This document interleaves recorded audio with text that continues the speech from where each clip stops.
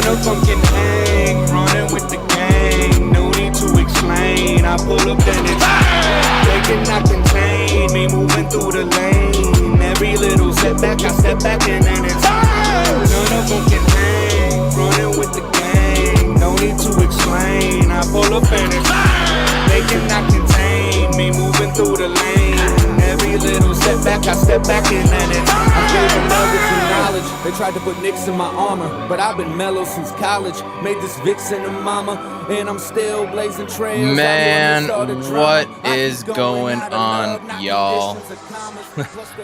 I gotta tell you, I'm not feeling the greatest.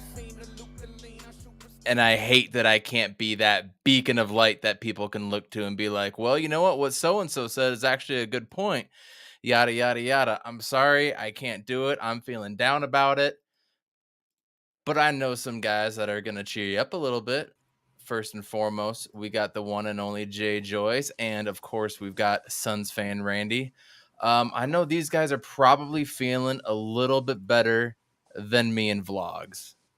I can guarantee you that. So I want you guys to know where I'm coming from. Look, we saw a lot of strange things in the game last night.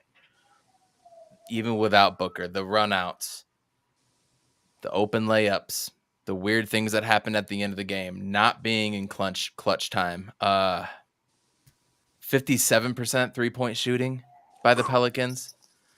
Us shooting poorly. I mean, without Devin Booker, we were 6 for 24 from 3-point range. You know, that's got to change. We didn't play defense like we were supposed to. And part of me wants to believe with all my heart that we were playing a certain game plan for game one, and we got away with it. Made a little adjustment on the rebounding side, but for the most part, we played the same way for game two. Just because we didn't want to fully show all of our cards. Because basketball in the playoffs is a game of adjustments, y'all. You know, what's the adjustment you're going to make to one and who can, after game one, and who can adjust to that? And then so forth and so forth and so forth. So part of me still thinks there's something there. We were hiding something. We're not showing something, whatever it may be. Because that was not the Phoenix Suns team that we have seen for the 82-game season.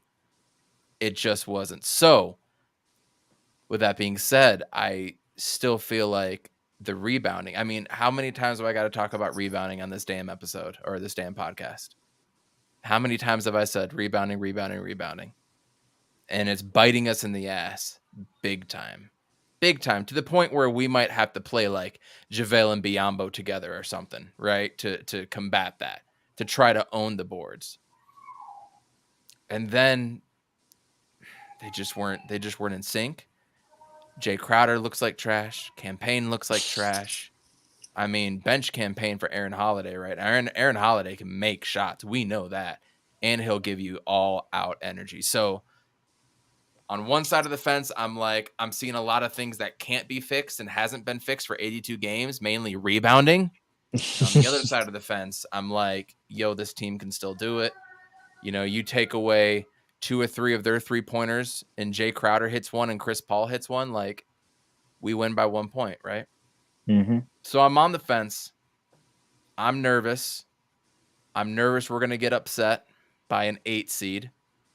To me, this isn't your typical everyday 8th seed, though. Your every year 8th seed. This is like the We Believe Warriors, or like maybe the 99 Knicks, who made it to the finals. Like, we'll wait there. But this is one of the better 8th seeds that have come out in a while. So, Randy, I didn't listen to your podcast last night. I didn't listen to Jay and Amit. I didn't listen to Suns Jam Session. I didn't want to listen to anything.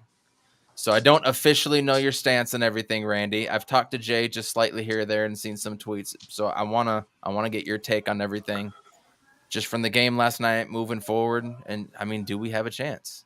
Yeah. So initially, just to throw it out there, like, my worry level is probably about a 2, only because I feel like something that if we've all watched every Suns game this year, and something that we need as a team from hearing, like, just here and there, is that we need that punch in the mouth. You know what I mean? We need that punch in the mouth, that wake up call that, hey, like, we can actually lose games. I feel like we walked into it, and these are some of the things like you just said. Is I feel like it's a few key things that we struggle with just as a team. One, rebounding. Two, teams that can shoot the three ball really well. And three, like I feel like getting up for opponents that we feel like we can beat. I feel like after game one, after how bad we kind of played, like yes, we won, but like CP3 just kind of put it on his back and just like, you know what I'm saying, carried us. And the same thing with kind of with this game too. With D-Book, we were playing terrible, but D-Book kind of just carried us into like had us a 5-point lead or whatever the case may be. And I feel like once we play teams or once we see a team that we feel like we're like they're below our standard, you know what I mean? Like we go out and we play to their standard or we play below our standards. You know what I'm saying? So we every now and again we need that punch in the mouth that like damn, like okay, we can lose. But I feel like I said, it was a good loss for us just because for the wake up call.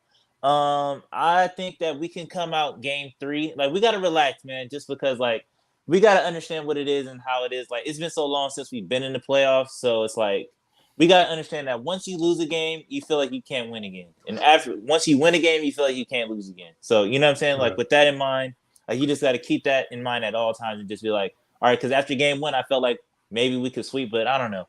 Anyways, and a couple things I want to touch on. I guess you guys can let me know if I'm tripping or not. I feel like what this series is doing though, or like there's 2 main concerns I have. One is like down the far line in the finals. I feel like watching this game, I was like, we're screwed. If we play Milwaukee again, like we can't, like even though we still have a chance to win games and we're getting out rebounded by double digits, is saying something. But if we do that against Milwaukee, like we're gonna lose that every single time. You know what I mean? So that was one thing I'm like watching it just mentally, like if we see them in the finals again, like we're screwed. And 2, I feel like I love him to death. I love him to death. I will run through a wall for him. But I feel like this is exposing like the kind of coach Monty is, in the sense of the lack of adjustments, just the X's and O's like from it. And I feel like we didn't run a lot of sets that we run. I don't know if it's just because Willie Green knows what we're trying to do or whatever the case may be. But I feel like a lot of sets we didn't run into like later on into the game in like dire kind of situations. And I feel like there was just no adjustments. I feel like he kept the bench unit out there for too long. He kept Cameron Payne out there for too long.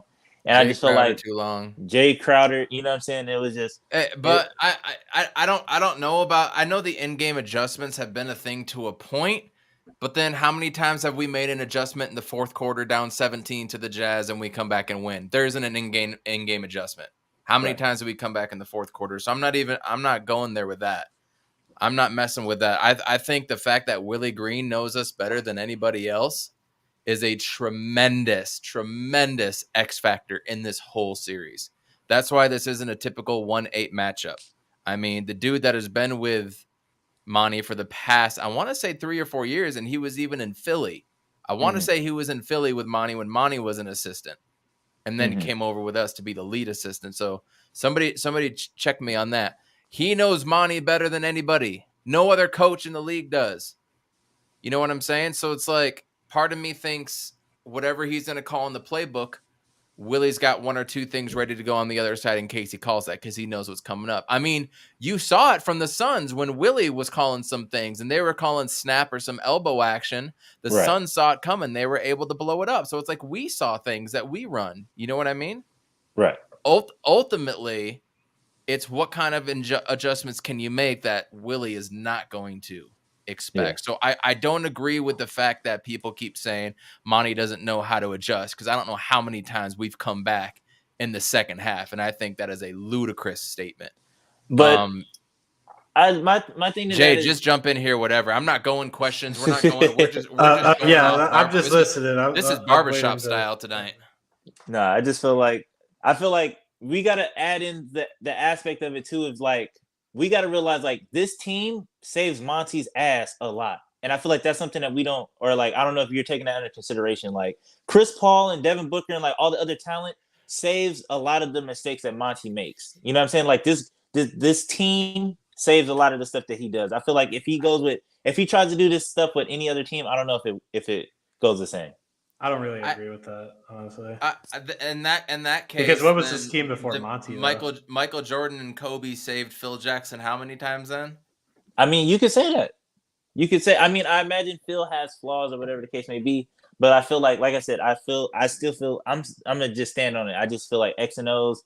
the adjustments. And then, like I said, I feel like another thing too that's starting to like, because it's like, all right, if you can get the chemistry right, but like I'm starting to see like the lack of preparation. Like I'm starting to see the lack of energy. Like I kind of we all let it slide at the end of the season, like when everybody was just like, all right, like we don't care, like we got the team record, whatever. And I wasn't really tripping about it either. But I feel like now it's just like, okay, like last night was just like, all right, there's no energy, there's no effort, nobody's out there playing defense like that, and it's just like, what's going on?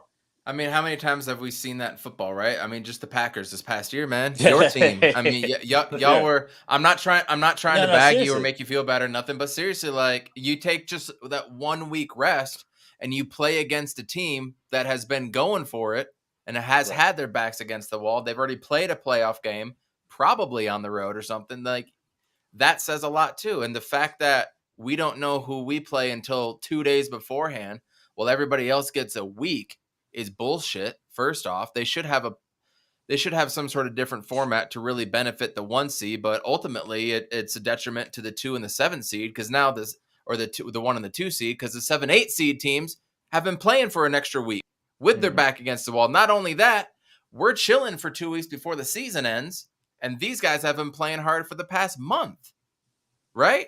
Whereas, yeah, we're kind of sliding down. So, I mean, while we're here, I wanted to touch on this. And Jay, you didn't give a shit during the season, but now I'm legitimately rethinking my whole strategy if I were ever a coach in the NBA. When you're like the last 2 weeks of the season, when we didn't give a shit, we should have just kept playing. We should have threw everybody out except for the last game of the season, obviously, because what were we doing? We didn't want anybody to get injured. Well, guess what? Game 1 last year in the Lakers, who got injured? Chris Paul. Game 2 in the third quarter, who gets injured? Devin Booker. So what the hell's the difference?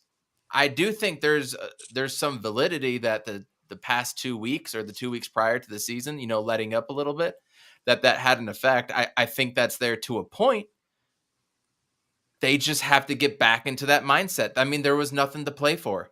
It's hard to get out of that mindset and then get back into the world is against you. So that's kind of where I'm at. JJ, we ain't heard from you, man. Speak up. Yeah, so I'll just start with like all kidding aside, the game was. Man, we've heard enough from him today. That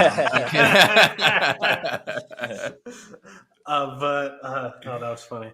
But yeah, the game was very disappointing. I definitely wasn't pleased, but you touched on a good point after the game, Evan, when you tweeted like it looks like essentially we went in with the same game plan as we did game 1, and with the efficiency from our outside scores can overshadow our lack of defense. Like we can take plays and drives off, and kind of make up for that. And when Booker went down, you got some echo thing on your microphone again, by the way. Do I? Yeah. What about no, now? just is it that echo button that you have on your mic? No, I don't think it's on. No. I don't know. Go into your settings real quick and check that out. That's just sorry. I'm not trying to be a dick. It's kind of annoying. No, you're good. And also, man, just imagine if we would have traded for Eric Gordon now, right? I mean, but to get back to the coaching thing too, I feel like another thing too that he could have took advantage of last night. Brandon Ingram was hurt, and we didn't go at him at all. Like Brandon Ingram was definitely hobbled when he was playing, and I feel like we could have at least tried to wear him out on the defensive end. We could at least try to target him on defense, and I feel like that's something, like I said, is coaching is just like you got to notice, you got to see, and be like, okay, cool, and take advantage of. You know what I mean? Yeah. Sorry, Jay. Go ahead with what you're saying, and if you still got it, we'll just roll with it, buddy. Okay. Yeah, the game was just disappointing and all, but when I was watching it, it felt like another regular season game. Like it was just hard for me to put my my head into playoff mode, and I felt the same way game 1 too. I just wasn't fully all the way there. It just felt like another game for some reason, and it was definitely eye-opening when Booker went down. And without Booker's amazing start before half, like no one was really scoring. Like the game was practically even. It was back and forth until halftime, and and I think it was just one of those nights where the opponent just can't miss a shot. Alvarado was draining them. Lance drained a couple threes. Bi couldn't miss a shot, and CJ McCollum didn't miss from halfway through the third to like the fourth. And like we've talked about this a couple times on the pod, like the only way to really beat this team is you got to be shooting out of your damn mind, and that's what they did. Out rebound them and shoot 50% plus from three. I Yeah. said I was listening to Gambo today, and Gambo came up with that. I was like, man, we said that 3-4 weeks ago. Yeah, exactly. So it like if you were to ask me, will they be able to do that again? Maybe for a game, but that's just isn't sustainable. No one shoots that at a consistent rate. Okay, yeah, But- okay. I need to nip that in butt. That's true. That's true. But man, McCollum and Ingram are in a zone, y'all. They are. These are two all-star players that have played in the all-star game. You understand? Like, these aren't just regular. This isn't your typical 8 seed. I mean, hell, I'd rather play Dallas or Utah right now, the 4-5 seed. They don't have a CJ McCollum. I mean, Donovan Mitchell is a shell of himself, and there's no Luka. And here we are with Brandon Ingram over there who can average 35, 40 points. McCollum who can do the same. And we're so focused on McCollum that we sag off of Brandon Ingram, or we're on top of Brandon Ingram and we're going to play off of McCollum. And then you have Herb Jones or whoever the hell making threes. Larry Nance last night shooting out of his damn mind. Now that one won't happen again. I guarantee you that one won't happen again. I understand the law of averages. I get that. But we have seen in the NBA when law of averages do not matter. Look at Giannis shooting 23 of 25 from free throws. Like, come on. You can't play the law of averages game in this. Like, I'm not accepting that as a yeah, but this won't happen again. Like, no, it probably won't. But they have two dudes that can light it up, and they've done it. And keep in mind, we lost to this team in the regular season too, y'all. We had problems with them almost every game except for one. I understand the law of averages, but go ahead, Jay. I cut you off. Oh no, it's all good. I mean, just to add to that, it's Willie Green knows our system, and it's definitely hard to manage around that. But like the series is going to come down to one, overall performances from your stars and your counterparts, and then just in-game adjustments. Is Monty's bag deeper than Willie's? Like we're definitely gonna see in these next couple of games, because if Phoenix can at least steal one in New Orleans, I mean, I think we're in good shape, honestly. If we're going in, let's say 2-2, coming back to Phoenix, and Booker's back after the 2 games, I mean, like, this is a completely different series. Yeah, like it might go 6, it might even go 7, but I'm still pretty confident because Brandon Ingram's stretch and McCollum's stretch in these last 2 games where they couldn't miss a shot, for some odd reason, Monty was directing Mikhail's defensive presence somewhere else, and it was Jay Crowder on Brandon Ingram, and which worked game 1 and the last game of the regular season we played them. Yeah. Because he put some muscle into him as a, you know what I mean? And it kind of got into his center a little bit, but. Yeah. Like, we have 2 really good defenders, and Jay falls in that category too of really good defenders. But when you're a liability on offense, like in that game, like you need to direct that energy somewhere else. And I think Cam Johnson needs to be implemented a little more. Define his groove, because we're missing that outside shooting last night. No one was able to hit anything last night. Chris Paul missed a lot of easy jumpers.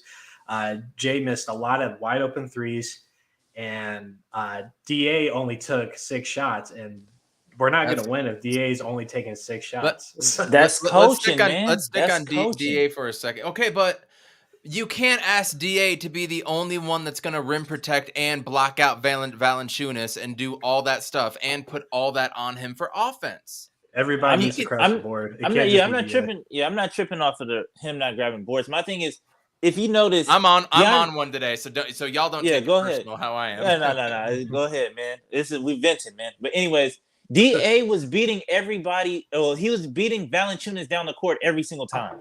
And the fact that we couldn't get him the ball, like if you go back and watch, he's beating Valanciunas every single down, and he's sealing off whoever's down there, whether it's Herb Jones, Alvarado, or whatever. I did see that. You're right. And it's just we can't get him the ball, or we can't feed him the ball, and it's just like, that's coaching. Like, you know what I'm saying? Like, you got to be like, all right, Devin Booker's down. Okay, boom. Like, good point. But let's get some action for DA. And then another thing too that I noticed. Oh, dang, I got to think about it. I lost my point, but yeah, that was another thing that I seen. I was just like, man, this is irritating. I do. I be black. No, but 100%. No, like, you're absolutely right. And this has been an issue last season and this season. You know, it's finding DA, and DA has been a lot better this season. And he had a great game one. He was very efficient. Like the rebounding wasn't necessarily good, but his defensive presence was there.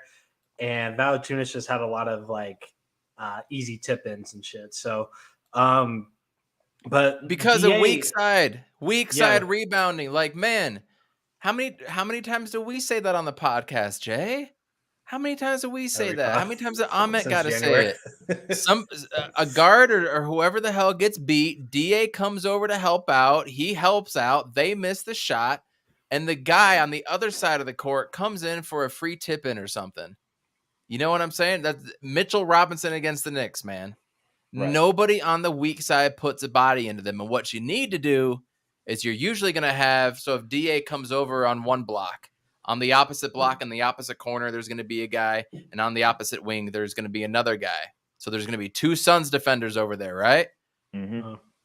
Both of those dudes need to be sagging off almost down to the block, to the point where when that shot goes up, they can get a foot in the paint, and they need to pinch that other guy. And if anybody doesn't know what a pinch is, you have a guy standing in the middle, basically, and you'll have I don't fucking know how to do this for audio people, but you have the guy in the middle, and you put a body on him on either side, and you pinch him, and you just pinch him right in the middle. So that way, if he tries to get up, he's not going to be able to get up too much because he's got two bodies on him.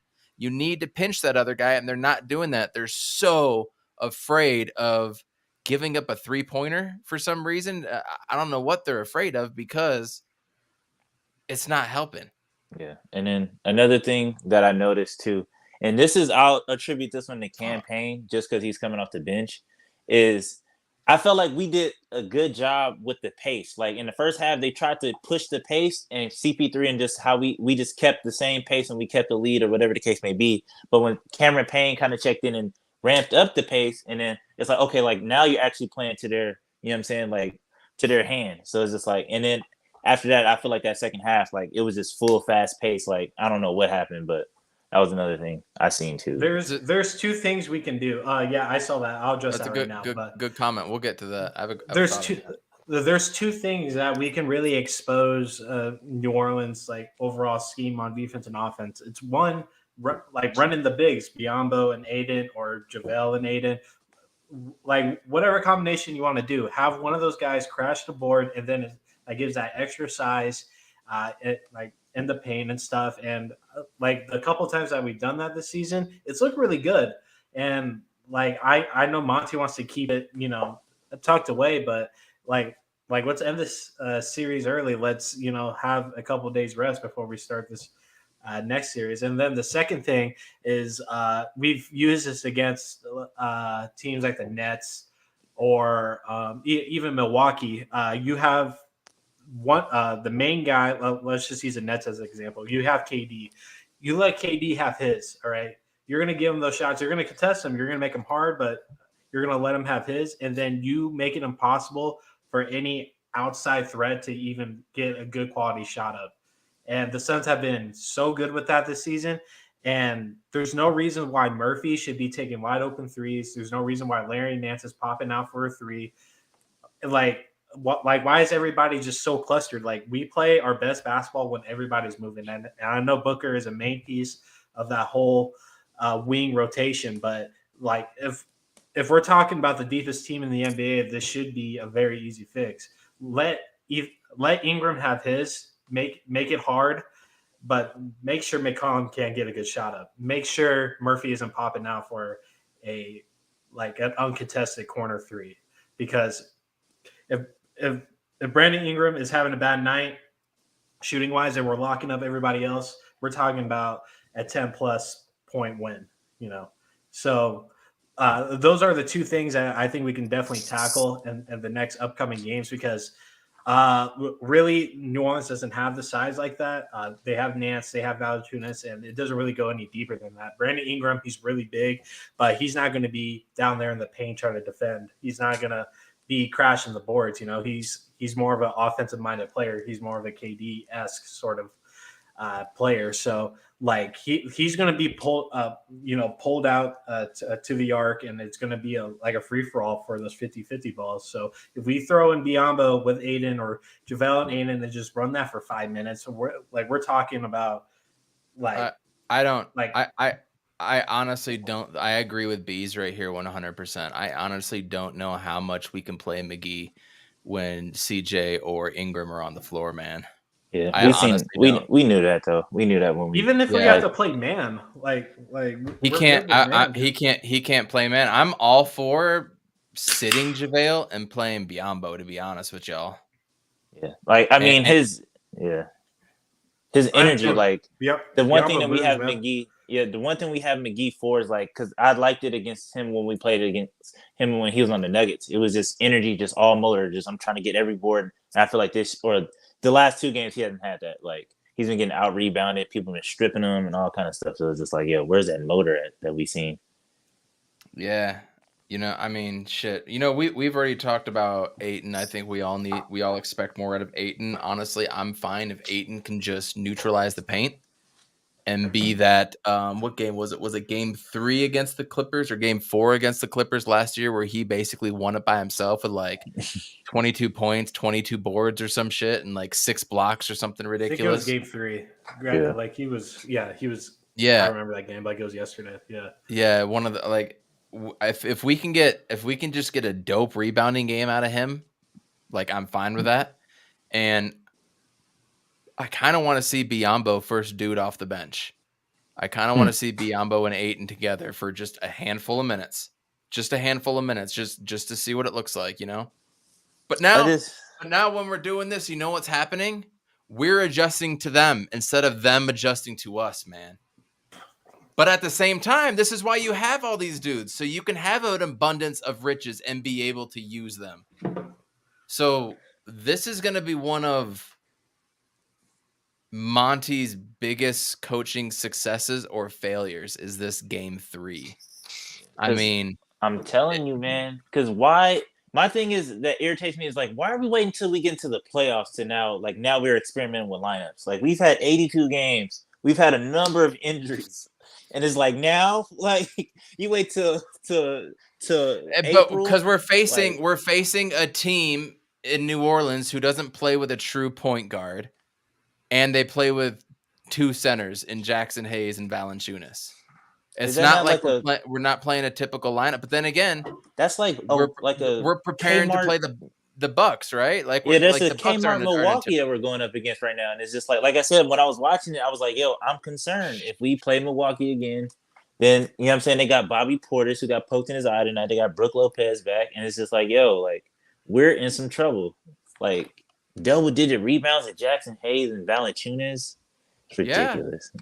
That's ridiculous. Was it only a 10 rebound difference? It was 43-33, right? Yeah, game 1 it was 20. We lost. Valanciunas alone had 25. I was like, yo. Look, I know for a fact that if we can keep the rebounding edge even to single digits, that has to be priority numero uno, man. The rebounding edge has to be in single digits, and then that defense, just the runouts, man, just those little hustle things. And we do those. We stop the runouts. We stop the open layups, and we can control the boards. That right there is going to help so much. But and here's the thing that I am looking forward to, y'all. We are playing on the road. We are a better road team. That does hype us up. Everybody's already counting us out. Everyone's going to come together. They left for New Orleans today. Booker's out. They all got to come together and do all that thing. I'm really looking forward to see how they respond. I'm not giving up on this team. I just think there's a lot of factors that go into New Orleans' case for upsetting us. There's a lot of weird things in this. But y'all, I expect a fucking CP3 masterclass on He needs Friday. to take over. He needs to be aggressive. He can't just be just very passive in the first 3 quarters. You can do that when Booker's right next to you. Like CP needs to be consistent throughout the whole game. He can't just wait till the fourth to be hooking up shots. Game 1 was amazing. Like we put everything before then to the side. It took a CP3 historical shooting night to come out with that win and make it as satisfying as possible for us. But CP needs to be very aggressive through these next couple of games. I don't care about his age, but or anything like that. You need to be putting up at least it's the playoffs. 5 to 10 shots, like a quarter. Find a range, and you need to be putting them up because he hits those middies at a 98% percentile. That's easy points, man. Why do you wait so long? I know you're trying to facilitate and get everybody going, but if they're as good as what we make them out to be, they'll get those shots eventually. If the shot isn't there, kick it to Cam Johnson, and hopefully Jay Crowder starts making them because he took 12 shots and only made 2 of 15, 0 for 9 from 3 total. Yeah, and that imagine if that was Cam Johnson or Landry Shaman shooting those. Right, we're probably talking about a different game. Fabio? Yo, and that's my next question to you guys, or my next point I remember now is that last night, or I know that the injury was probably going to happen anyways, regardless. But do you guys think it was strategic, or what do you think it was in the sense of Devin Booker finished with 31 in the first half? He only shot 1 time after he got back in the game, or when what I'm saying, before he got hurt at the 4-minute mark. So do you think it was strategic in the sense of they were all right, they're gonna probably focus in on Book, so let's try to get everybody else involved, or do you think it was just the flow of the game?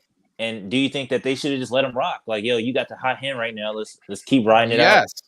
Yes, we got robbed of a Devin Booker 60-point performance in the damn playoffs is what we got robbed for. You got a hot hand, you feed it in the playoffs. This ain't science, man. This is easy. Basketball's easy.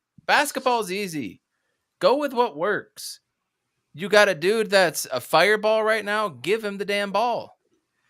And plus, I think Booker learned not to go up on those meaningless fast break sort of stops if it's just in the beginning of the third quarter or the start of the second half. There was no reason for him to jump for that because we're already throwing some sloppy ass. You know how he is. We've seen him do that a million times. He'll turn it over and then he'll get that look in his eye I want to chase it down. And I want to say probably 2 out of 10 times he actually blocks it or something. Yeah. He doesn't have a good rate with that, but hopefully you learn. He hurts his hamstring. He hurts his hamstring every 6 months. Yeah, sound about right. And you're looking at 2 weeks. Did you guys see the new Woj tweet or no? Because you guys are talking about 3 and 4. But did you guys see that Devin Booker traveled with the team and then Woj tweeted out something along the lines they're not ruling him out for he said initially 3 and 4, yeah, but I guess he was just keeping it vague and was the series. PHNX had a doctor on today and talked about hamstrings and stuff for 13 minutes. It was actually a cool little short podcast with Espo and whatnot. Go check it out if you want to learn more. But basically, a strain is the same thing as a tear. It's just tearing the muscle. It's just how significant of a tear. And typically, you need about 2 weeks to heal that before you can go back doing the same activity you just did to be able to play that again. Now, that's for me. That's for you, Jay. That's for Randy. That's for Espo, right? That's for Roy listening in. That's Devin Booker's a different animal, different breed. He played through a hamstring pull in the finals. He hurt it in game 3. Game 4 was, I think, his 16 or 19 point performance or whatever. And then he came back game 5 and he was Book again. You know what I mean? He wasn't game 1, game 2 Book, but he was better. So I mean, he dropped back-to-back 40s, man. Yeah, I think he came back off that hamstring and dropped 40. Yeah. Not game 4. I thought that was game 5 and game 6. Maybe it was game 3 when he actually heard it that he got that 19 points or whatever. Maybe that's what I'm thinking. I think you're right. Yeah, whichever game we got blew out the water. I don't think it was exactly game remember. 3. I mean, I watch it all the time, so it was game 3. So he can come back. He can do it. Luckily, we have 2 days. I'm not banking on him being back. Look, Mikal Bridges was not Defensive Player of the Year candidate the last 2 games. DeAndre Ayton was not the Ayton we've seen in the playoffs last game. Chris Paul was missing things left and right. Cam Johnson hasn't been Cam Johnson since he's been back. We would expect him, in theory, to get back to the Cam Johnson of old anytime now. Torrey Craig was shooting 2 of 3 every single game from 3. He can't hit. Jay Crowder is Jay Crowder. He did the same thing in the first 2 games of the Lakers first round last year. So we don't even know what to expect from him. Then. He was awful those first 2 games. Yeah. Campaign still ain't right. I said at the top of the podcast, I'm down with benching Campaign and putting in Aaron Holiday. You know what Aaron Holiday is going to bring. He's going to pester the hell out of McCollum, which would be great, and Alvarado or whoever the hell it's going to be. He's quick on his rotations, and he can hit the open 3. He does some dumb things. He'll turn it over every once in a while, but nothing Campaign is doing is helping us. We expected Campaign to be that third scorer, y'all. Yeah, he can low-key. He's awful. We have to have a third dude that can go out and create his own shot. That should be Campaign. And he has been awful. You can tell if Campaign is okay with a touch of the glass. If he is hitting his shot at every angle off the glass, you know he's healthy and feeling it. If it's bouncing off, he ain't feeling it. He's still That's having how that you knee can tell. thing, man. Yeah. He's still having a knee thing. He's not 100%. That's why he missed the last 2 games of the regular season. I really wish that they would play Aaron Holiday. Who y'all think should start for Book? You think it should be Cam Johnson? You think it should be Torrey? Maybe Biyombo? Shamit gonna come up? Who y'all think? Cam. I think Shamit. Just because I feel like Shamit has proved, like, in pressure situations, he rises to the occasion. Like, I don't like him. You know what I mean? We all, like, feel a way about Landry, but it's just, like, at the end of the day, like, you got to look at it. Whenever he's asked to start or, like, whenever he's been, you know what I'm saying? Like, he's been pretty serviceable. Like, he hasn't been, like, absolute trash. Like, when it's pressure he was time. decent. He was decent last night. He had that pretty nasty dunk, that two-handed jam. Yeah. His defense was pretty solid when he was on McCollum. McCollum wasn't really scoring at that time. But yeah, he only played 12, 14 minutes by the end. But I think Cam, like, just to get his rhythm going, Landry's definitely going to get a elevated amount of minutes due to circumstance and stuff. We just need to keep the same mojo. I think, like, Cam knows his role. Landry's had problems with finding his role throughout the whole season. So I'd rather put all my money on Cam Johnson just filling that spot. But so Game 5 is on Tuesday. Next Tuesday. So that's a good 6 days. That's a good 6 days. That's a full week after Booker hurt himself. Yeah, and if we're thinking about last year and how Booker's hamstring went, it's about the same time period. So, like, by the time he sort of, like, was back to his full form, I think it was precautionary for him to sit out. I think he really wanted to play, obviously, because of the performance he was having.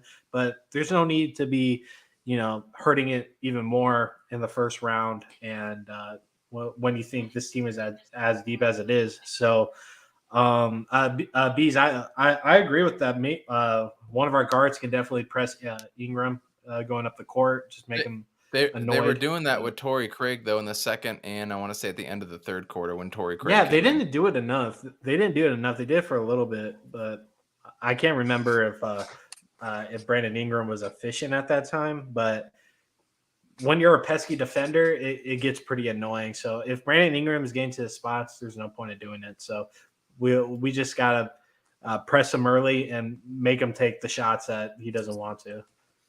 I mean, Like I feel like the corner three and such. So right. I feel like Coach kind of hit it on the nail. I feel like we can let's simplify it. All right, like let's let Bi do whatever he wants and just shut down everybody else. I feel like that's that's not a tall task to ask. I feel like we can. And you just put Mikal on an island, right? Yeah, just put Mikal on an island. If he gets 30, 40, whatever, who cares? Just shut down. You want to throw Mikal on CJ? Like let him have a field day, man. Yeah. Well, and that's why I think we should start Cam Johnson as opposed to Landry. I understand the X's and O's part of starting Landry. You can run the same sets and do all that stuff, but we've been getting killed on defense, killed on the boards. I think Cam Johnson brings a little more solidifying presence, in my opinion. But I think either way, I think no matter who you start, I think you make a substitution at the 8 or 9 minute mark. Okay. I think, boom, right away in the first 4 minutes, you need to make a substitution. I don't think you need to show too much and go 6, 7, 7.5 minutes into the first quarter before our first one. I think we need to be the first one to make the first substitution. I think no matter who it is, if Landry Shamet starts, his ass is coming off and we're putting Biyombo in. If it's Cam Johnson, we can take off Jay Crowder or Cam or whoever's not playing well, and we put in Biyombo. Yeah, that's just me. And then we can have DA sit down a little bit sooner and then maybe start the second quarter or something. It just kind of depends on how Monty wants to do it. Or you play Biyombo for the rest of the second quarter. You have JaVale start the first quarter, have JaVale start the second quarter, and then you have Ayton come back in. I mean, we have a plethora of dudes that can do this, especially with no Valanciunas. Then you can definitely play Biyombo.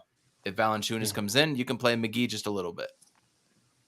Yeah. Whatever it is, we can't have him playing drop coverage, McGee, that is. So I think we play him 4 to 8 minutes. Biyombo, we play a little bit more. But whoever it is starting, I really don't care. Yeah. We have to make a substitution in the first 4 minutes of the game. Absolutely. Yeah, if we try to get everybody involved, everyone's going to sort of find the rhythm to a certain extent. Yes. It gives us more options and more things. Quick line changes. Quick feet. Because New Orleans is only playing seven players deep, and I think we're a lot deeper. So get Aaron Holiday out there with campaign, give Chris Paul a little time, for breathers and stuff. I think Aaron Holiday can press CJ. I mean, they're almost the same size. CJ is a little bigger, I think, by an inch or two. But Aaron Holiday, he's a great defender. I think he's really solid. But there's Alvarado is a poor man's Aaron Holiday.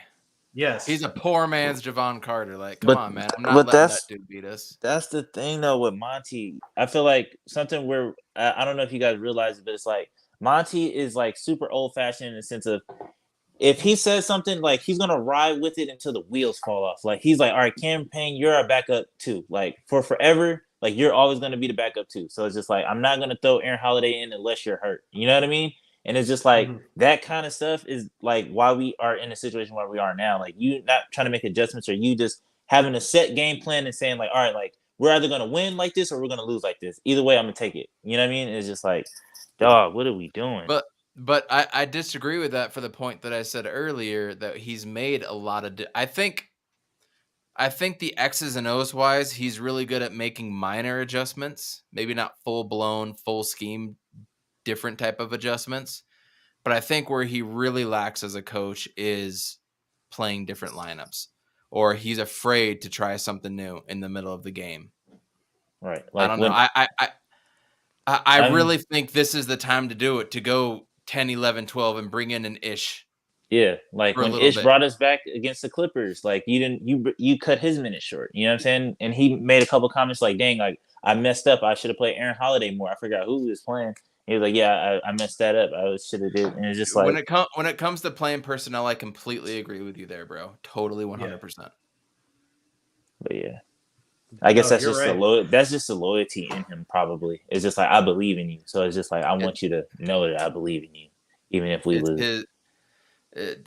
to a fault of his own. You know what I mean? He's a good guy to a fault of his own. Yeah, like Monty, after the finals, he said you should have played Frank more, and him, saying I should have played Holiday more or I should have played Ish more. It's like, yeah, but are you gonna play him now when we need him, or are you just gonna act like we don't have him on the bench? I think these guys are solid, even though Ish hasn't been the most offensive minded guy since we picked him up. I mean, it's not like he had the green light to begin with. He was trying to make for others. He really wasn't taking the shots. And when everybody sat out and it was just Ish and the crew, I mean, he was poised. He was there. He was running the rotations. He was in the scheme. So we have these guys, and not to say Ish is going to save our bacon, but who's to say that he won't, dude? There's nothing wrong with just playing everything that you have, because if the Bucks want to, Bucks have other things to worry about right now. They're losing to the Bulls and there's 5 seconds left. Ooh. And so and the Bucks seem to look good in game 1. So they might be going through the same thing as we are. Sluggish, not engaged. They're defensively. They're not missing an all-star though to injury now. Big difference. Yeah, it's a big difference. They might be, mentally they might be going through the same thing as we are. But with Monty, if you watch this, we love you. But if you have the pieces, man, just play them. It doesn't hurt anybody. If not, it helps everybody on the bench. It helps the chemistry. And so even if it's for 2 minutes, if you need them for 2 minutes, just throw them out there, man. Run the towers, man. Have Biombo out there. Make him a nuisance. He's gonna get Valanciunas pissed. Everybody but Elfrid Payton. Even Elfrid Payton. If you give Elfrid Payton burn, come on, dog. Dude, if there's 21 seconds left in the first quarter and they've got the ball, that's when you put in Elfrid Payton on the perimeter. Even then, there is a role for him, even if it's for 21 seconds on defense. And that 21 seconds can last 5 minutes if there's a bunch of fouls called, in that span too. So that gives time for everybody. We're deep, man, and we just need to act like it. Everybody has a role. Go, Randy. I was gonna say, I figured out why Monty does the Elfrid Payton so much. That's the ass warmer in Monty. That's the former I used to ride the bench, so I understand what it is, and you know what I mean. That's definitely the ass warmer in Monty. Why he holds on to the Abdul Naders and the what I mean, whoever was it, Elfrid Payton, Akobos, and it's just that's the ass warmer in you giving him minutes, because it's you knew what it felt like when you sat at the end of the bench, and you know what I mean. So it's just you gotta let that go, you know what I mean. I mean, but I don't know, man. Like I said, I am confident. I'm not trying to bash him. This is what I will say. I am confident in Monty's ability to I feel like he's proven this. Our ability to bounce back after losses like this, or just when having our back against the wall, this. That's why. Yeah, that's why I'm not panicked. That's why I'm all right. He strives in back against the wall situations. He has a great track record. We're not questioning his coaching like that. It's just we have concerns and the lack of adjustments in game 2. Oh yeah, he is. I mean, but it's he has a great track record of making adjustments the game after and even before. But I mean, game 2 just brought more questions to us. We thought CP would take over, sort of like how he did game 1, but in actuality, Pelicans hit everything and the Suns missed everything, and we lost by 10, 12, something like that. And I mean, we didn't get blown out, but it felt like it. I mean, we're in the game. If we have a couple turnovers and Chris Paul hits a couple of shots, we're maybe going to OT, man. Yeah, so it's one of those. The margin of error, Amit. Margin of error, Amit. Look, how did y'all feel after game 3 against the Lakers last year? We were done, right? We ain't coming back. I didn't feel that way. They were clowning us. I felt like the world was burning to me. Yeah, no, I felt like I was like, Monty, you need to sit CP3 ass down. He's clearly not. Sit him down. He was a liability. And that's what I'm saying, dog. You're gonna keep riding till the wheels fall off. How many times is the wheels gonna break? How many times you gonna ride on brake pads before it's just dog? I should probably, you know what I'm saying, check the tires every once in a while, every 3 months. Go ahead. What's crazy is that people watched that Lakers series And after like Chris Paul got hurt and stuff, and people were like, "Yeah, Chris Paul is the best player on that team," even though like Booker went off that whole series. It's like Booker's honestly our best player, and especially like last year. And it's a lot more clear this year. But it's like if we're talking about depth and like how deep we are, like we should be able to pull like the next 2 games. Honestly, if we're keeping it a buck. I mean, Chris Paul's done it before. I don't care about game 4. I just care about game 3 right now. And I said it Exactly. before, though. Yeah. I said it before. What was the most important game in any series? I thought you said 5. Yep. Game 5. Oh, okay. Yeah. Game 5. Game 5 will be the most important game in this series, and it's at home. And Book might be back. I'm not counting on it. I don't think he would play until game 6. I mean, we win game 3. He's resting game 4. We win game 3 and 4. He's definitely not playing game 5. You know what I mean? Yeah. There's It's a lot stress, of man. Yep. There's a lot of what ifs, but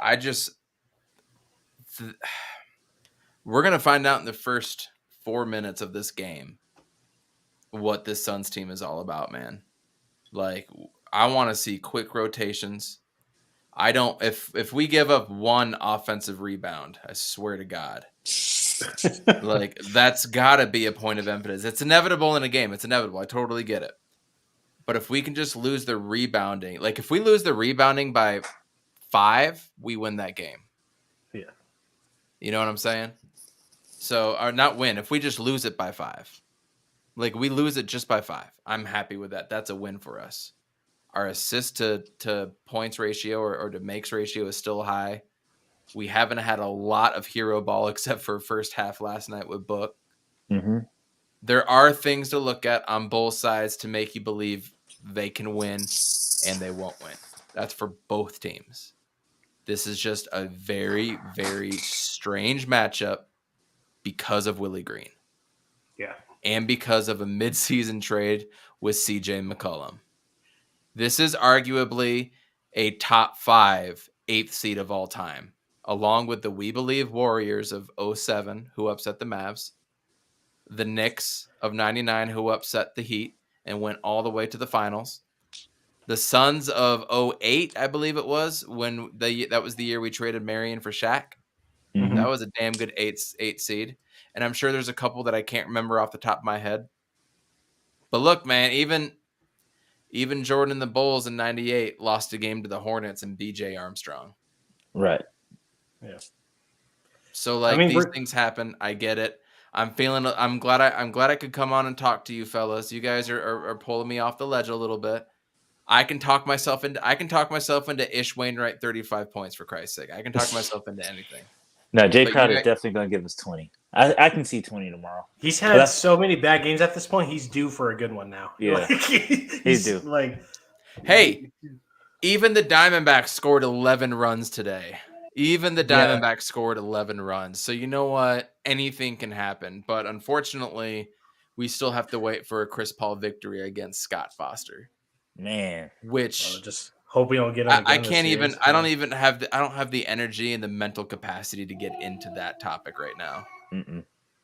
That's too much for me right now. But I'm not fully optimistic just because I feel like there's so many things pointing in the Pelicans' favor. But I mean, anybody ever sprained their ankle before? Mm-hmm. Tighten your shoe up, play on a little bit. Mm-hmm. A couple days later, that bitch is swollen. It is puffy. You can't be doing things on it. Brandon Ingram might not be 100%. Yeah. If Brandon Ingram comes in at 60%, we win that game. You know? So was it his ankle? I thought it was like they were saying like it was his thigh or his hip or something. Oh, it was his ankle. I thought if anybody I didn't hear anything about an injury. You didn't see him? He was literally like breathe. Like if you even look at the highlights, he's like damn, this hurts. And I was like, Mont, go at that. Like, why are we not? Anyways. Make him run off picks. Make him do all these things.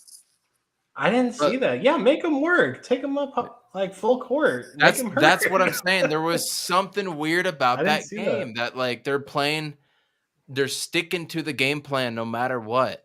Because they don't want to show their cards. They don't want to reveal something. They don't want to. I don't know what it is. Ego. It's pride.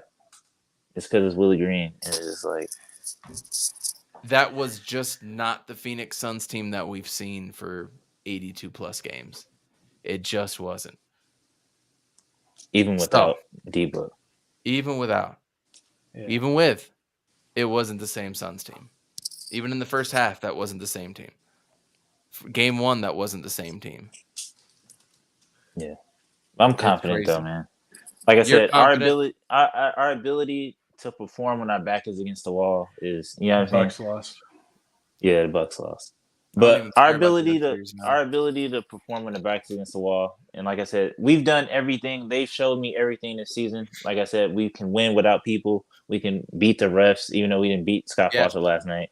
I think that yesterday too also came down to a key moment. Yes, we lost by 10, but I feel like if Monty, not trying to put it off on him again, but if Monty challenges one of those calls, I forgot which one it was. It was one of them that went out of bounds, and it was like we were only down by 1 point.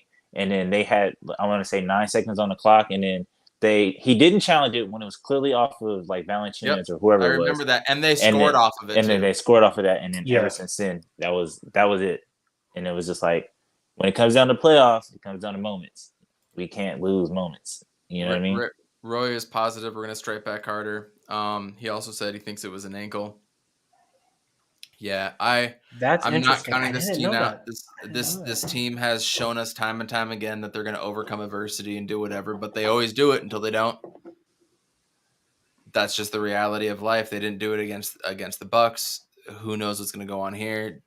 I'm rambling. Jay, give us your final thoughts. Fuck. No, I mean, being Arizona fans, it's hard.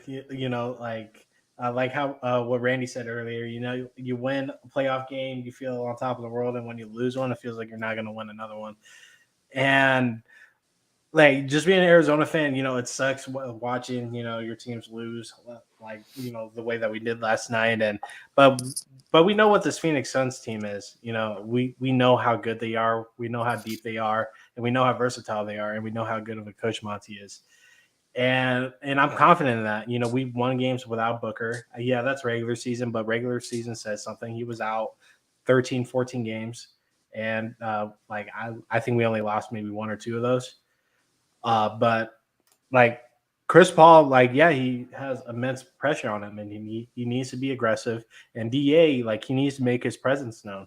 Make Valanciunas mad. Like he picks up texts like nobody else. So I know DA can be a menace for Jonas, and DA needs to have a dominant game. If it's in points, if it's in rebounds, if it's in defense, it needs to be something. For him to only put up 6 shots is ridiculous, and that had a lot to do with just settling with the jump shot, unnecessary jump shots, and not feeding DA. I think it was a specific game plan. It didn't look natural. It didn't. So going into game 3, I'm expecting a couple things: an aggressive CP, pushing the pace, not selling for jump shots. If it's open, take it. But that's something Campaign needs to do. By the way, he needs to push the pace even more. He needs to double that pace. He needs to get it and go, dog. He gets to the rim like nobody else, but when he's settling with jump shots, it's fucking ridiculous. He gets to the rim more than anybody that I've ever seen. He's there every time. And I give you that. He might get blocked a couple times, but I give you that. Take it. He can get to the rim, but the thing is that the scouting report is out on him now, and everybody knows he can't go right. He can't finish right. You know what I mean? Absolutely. So it's just that's even where when I he feel does go right, he finishes left. Yeah. Exactly, and I feel that's kind of why. That's the only thing I can attribute it to on why he's been blowing so many layups. Because either they force you to go right at the last second, or they try to make you. You know what I'm saying? And it's just but yeah, I agree with you. We've seen Payne abuse defenders and make him, run around in circles, this, that, and the third. And then, he finishes with a soft touch off the glass. We need to see that aggressive Payne. We need that bench presence and stuff. And yeah, a lot of guys need a second person to come out and be able to create his own shot. Yes. And that's why we got Landry, and hopefully Jesus. Hopefully Landry, has one of those, games in the next couple, because we're definitely going to need it off the bench if Payne isn't delivering. So, like, the couple of things I expect is feed the A, aggressive Chris Paul, and then we need to put some size down in the paint. Give Rebound. Biombo one assignment, grab every rebound you can possibly get, and tell Da too. Make sure he's there.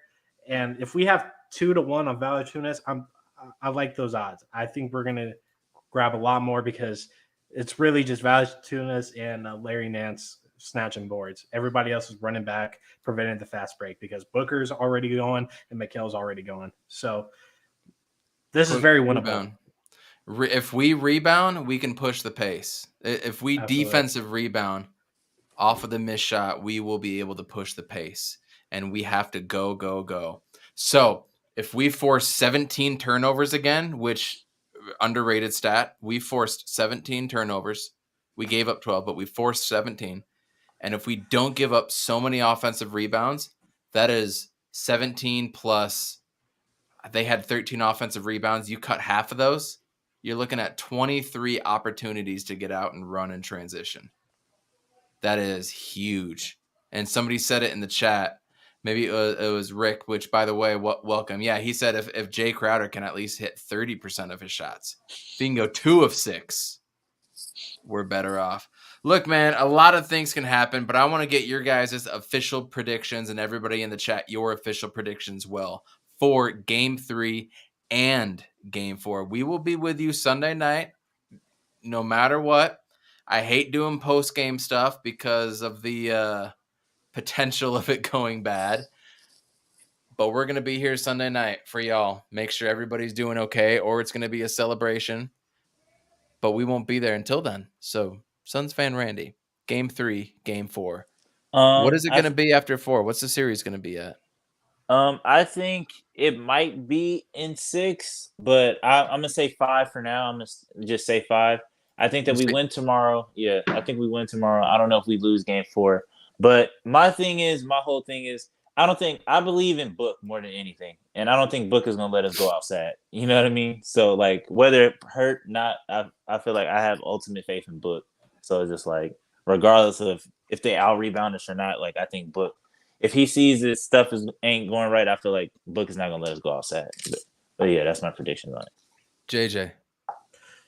We win both, but one game at a time. Like, if we steal one at home, that's a big plus in my books.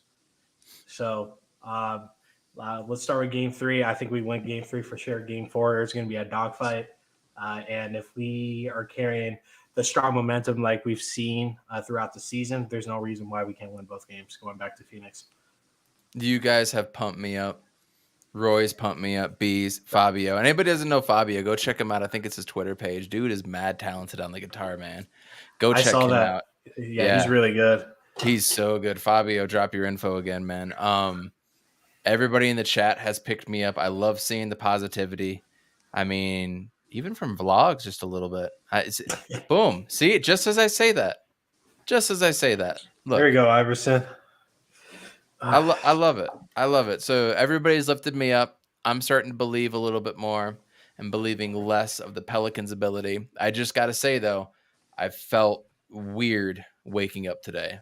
Oh, I felt 100%. weird. Honestly, I had some nightmares last night. I'm not the type of guy that has a lot of dreams or nightmares, but I had some pretty gruesome nightmares. Anybody with kids that has kids, I had some really bad dreams. And so I just woke up in a bad mood, thinking about Book and all that happened, dapping up the baby, and then Book going out like that, us losing, being a 1 seed possibly going out. I was just in a bad spot, just sports mentally, not like with life. Like sports doesn't rule my life. I had a great day at work. Some good things happened, but I just felt bad all day about this stuff, and that was really dragging me down. So I felt weird.